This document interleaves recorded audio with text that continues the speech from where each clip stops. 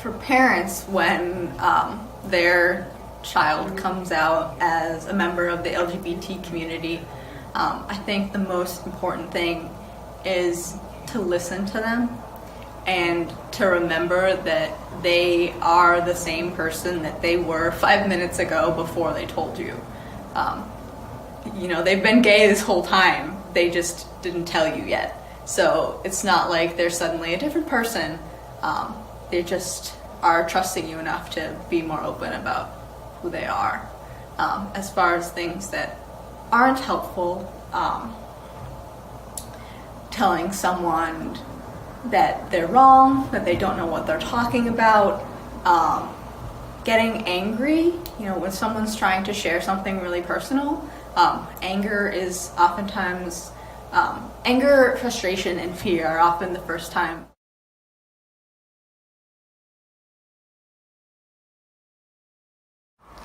If you have a friend or a classmate that is a member of the LGBT community or that has a disability, the important thing to remember is that they are just like you, and they are going to fall in love. They're going to get their heart broken. They are going to have messy breakups. They are going to have crushes that are unrequited. There's a lot of similarities between the experience of someone that's gay or trans and someone that's straight. So just try to remember that it's not so different from your experience that you'd have nothing to talk about or nothing to relate with. I mean, you can absolutely, talk about crushes. You can talk about being sad that someone isn't interested in you the way that you are interested in them. So just letting people know that you support them, or that you can talk. Something as simple as maybe if you're a member of like a girl group and there's a guy that comes out as gay to you, maybe just something as like joking and casual as like maybe pointing out a cute boy in your class and just making it as normal as possible.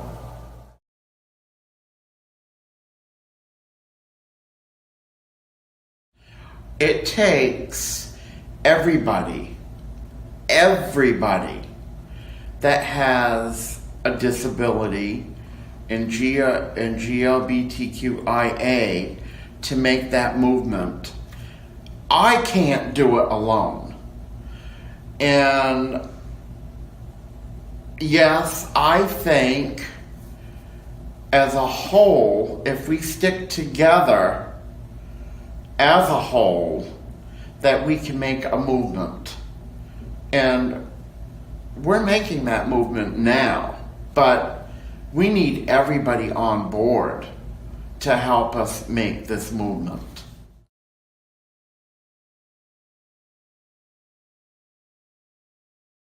In the future, for people with disabilities who are members of the LGBT community, I really hope to see more inclusion in festivals and representation. When you see, when you see people on television that are gay, they most often are white, cisgendered gay men.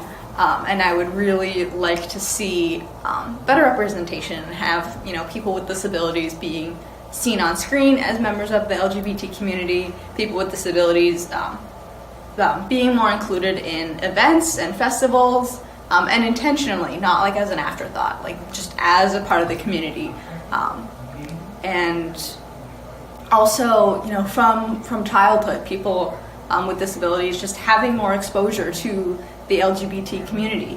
I know on a lot of social media platforms, including YouTube, a large majority of the LGBT-related content is age restricted.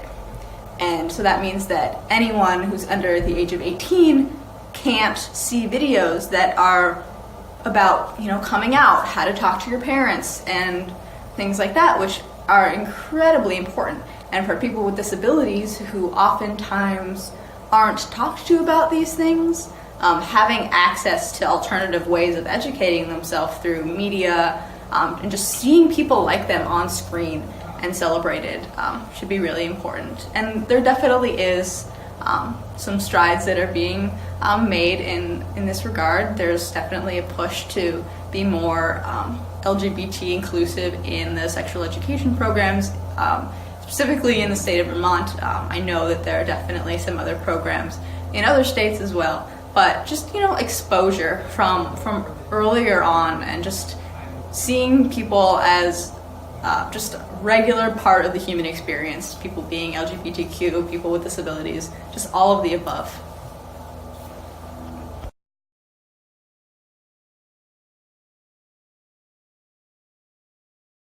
One thing that I really love about Safe Space, of the many things I love about Safe Space, is that we are also an education organization. And so our belief is that when people have attitudes that are biased or bigoted, that those can become behaviors that are harmful at best and violent at worst. And so we strive to provide services and support to people who have experienced violence when it happens. And we also want to prevent violence by creating communities and systems that are more inclusive and supportive of all people, and of LGBT people with disabilities in particular. And so what that looks like for us is collaborating when possible with organizations that are doing the work, and then empowering people who are doing the work as they are doing it. And in terms of education, when we give our presentations, we often are presenting.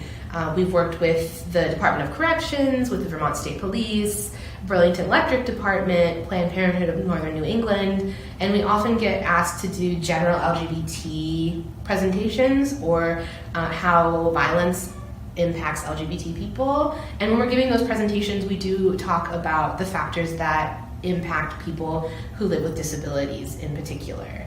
So making sure that when we're talking about LGBT folks, our community and our movement, that we also are talking about people with disabilities and what impacts us and what we need to be supported and to thrive.